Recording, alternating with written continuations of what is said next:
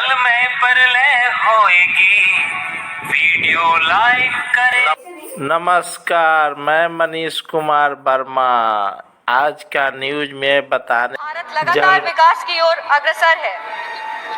School और विद्यालय में ही बापू के विचारों को पढ़ती आई हूँ और आज ये कहना चाहूंगी कि बापू के विचारों को अगर सत्य निष्ठा से कोई आगे लेकर के जा रहा है तो वो एनडीए की सरकार है। सर, बापू का विचार था कि गरीबों को मुख्य धारा से जोड़ा जाए और एनडीए की सरकार बखूबी ये कर पा रही है।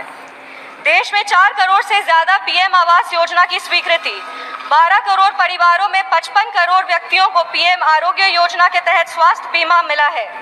25 करोड़ लोगों को मल्टी डायमेंशनल पॉवर्टी के बाहर लाया गया सर और 80 करोड़ आबादी को पीएम गरीब कल्याण अन्न योजना के तहत लाभ लगातार मिल रहा है। एनडीए की सरकार ने बिना धर्म जात पूछे गरीबों का उत्थान किया है और उत्थान के लिए लगातार काम कर रही है। सर, हम बिहार से आते हैं और बिहार ने 2005 से लगातार एनडीए को बुलंदी और मजबूती दी है।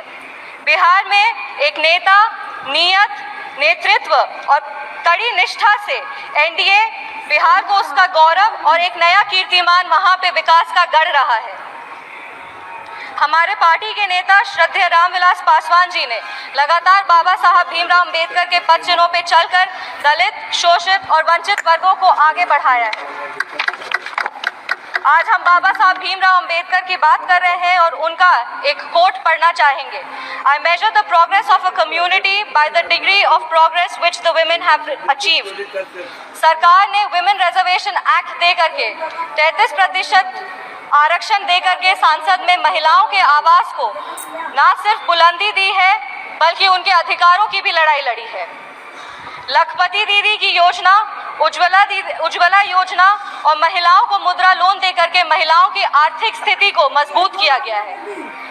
अगर आज हम आर्थिक स्थिति की बात कर रहे हैं तो हमें अर्थव्यवस्था की भी बात करनी चाहिए और देश आज विश्व की 5वीं सबसे बड़ी अर्थव्यवस्था है और 2047 तक विश्व की 3री सबसे बड़ी अर्थव्यवस्था होगी।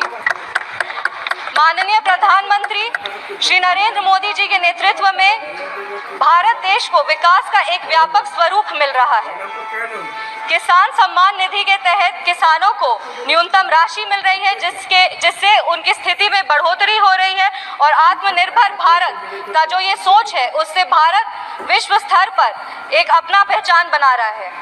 अगर हम विश्व स्तर की बात करें तो G20 के न्यू दिल्ली डिक्लेरेशन में 100% ग्लोबल कंसेंसस के साथ भारत आज एक विश्व मित्र के रूप में स्थापित हो रहा है।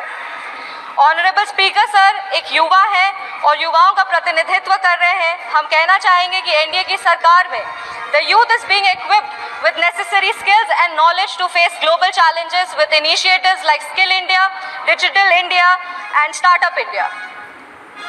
सर, बिहार के युवाओं की लगातार एक मांग रही है कि बिहार को विश्व राज्य का दर्जा मिले। बिहार का प्रतिनिधित्व कर रहे हैं, इसीलिए हम हमारे माननीय प्रधानमंत्री जी से अनुरोध करेंगे कि इसके लिए अगर नीति आयोग में कुछ बदलाव किया जाए तो उस पर उनकी विशेष दृष्टि हो और बिहार को भी आगे बढ़ने का सामान्य अधिकार मिले। Sir, I am firmly convinced that with continuous efforts and visionary policies of the NDA government, Bihar will be an example for the development of the entire nation। I want to reaffirm our commitment and Lok Janshakti Party's commitment to NDA's leadership और हम अपने राष्ट्रीय अध्यक्ष श्री चिराग पासवान जी को भी धन्यवाद देना चाहेंगे कि आज उनके वजह से बिहार की महिलाओं को और युवाओं को भी आवाज मिल रहा है। इस सदन की गरिमा और इस सदन के इतिहास को देखते हुए सर 2 पंक्ति पढ़ना चाहेंगे। जो भरा नहीं है भावों से बहती जिसमें रसधार नहीं, जो भरा नहीं है भावों से बहती जिसमें रसधार नहीं, वो हृदय नहीं है पत्थर है जिसमें स्वदेश का प्यार नहीं।